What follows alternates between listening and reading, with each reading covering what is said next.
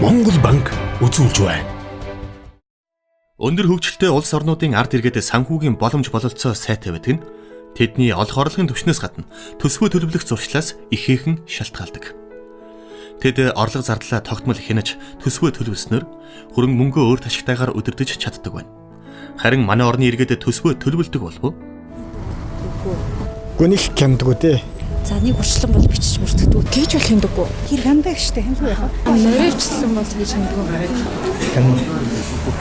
Ер нь л хиндэг. Хувь хүн айл өрхөд төсвөө төлөвлөж орлого зарлага бүртгэх нь ямар ач холбогдолтой вэ?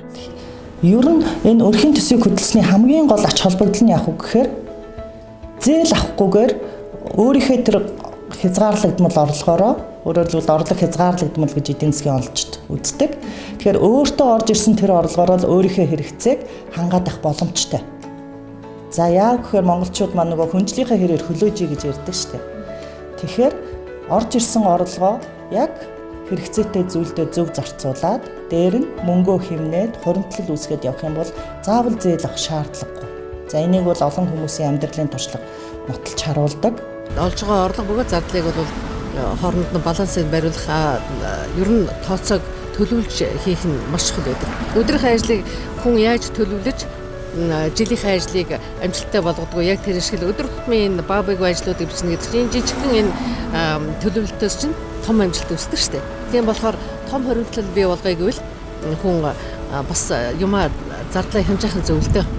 Бид ихэвчлэн хүсэл хэрэгцээ хоёроо ялгаж чаддгүйгээсээ болж хэрэггүй зүйлд маш их хэмжээний мөнгө зарцуулдаг. Харин төсвөө төлөвлөж эхэлснээр санхүүгийн асуудлаа төвөггүй шийдэх боломж бий болохоос гадна таны амьдралд маш олон эерэг өөрчлөлтүүд гарах болно. Тэгвэл төсөв төлөвлөх гэдэг нь яг юу вэ? Үүнийг яаж хийдэг вэ? Төсөв гэдэг маань өөрөөр хэлбэл тэр хүний дараагийн сард хэдэн төгрөгийн орлого орж ирэх үү? Тэрийгээ юунд зарцуулах уу гэсэн төлөвлөгөөг хэлээд байгаа. Хамгийн энгийн арга бол ерөөсөө орж ирсэн орлогоо гарсан зарлагаа нэг бүрчлэн нэг төгрөгч үлдээлгүйгээр л бүртгэх. Эхний ээлжинд. Нэг 2-3 сарын хугацаанд бол ерөөсөө юу ч алгасахгүй бүртгэх хэрэгтэй. Дараагийн алхам нь яг үхээр нөгөө бүртгэсэн бүртгэл дээр хяналт тавьж шинжилгээ хийх хэрэгтэй. Зүгээр нэг бүртгээд хайчвал ямар ч үр дүн гарахгүй шүү дээ. Тэгэхээр орлого зарлага нэг бүрчлэн бүртгэж хянахаас хүмүүс төвөгшөөх нь бий. Харин нэмэгдсэн өртгийн албан татварын урамшууллаа авахын тулд хүн бүр баримтаа идэвхтэйгээр бүртгүүлдэг. Бүртгүүлдэг. Баримтаа бүртгүүлдэг. Тэгвэл та баримтаа бүртгүүлэнгээ давхар зардлаа тэмдэглээд явах боломжтой юм. Энэ нь зардлаа бүртгэж эхлэх хамгийн энгийн арга бөгөөд цаашлаад төсвөө төлөвлөхөд тань тус болох юм.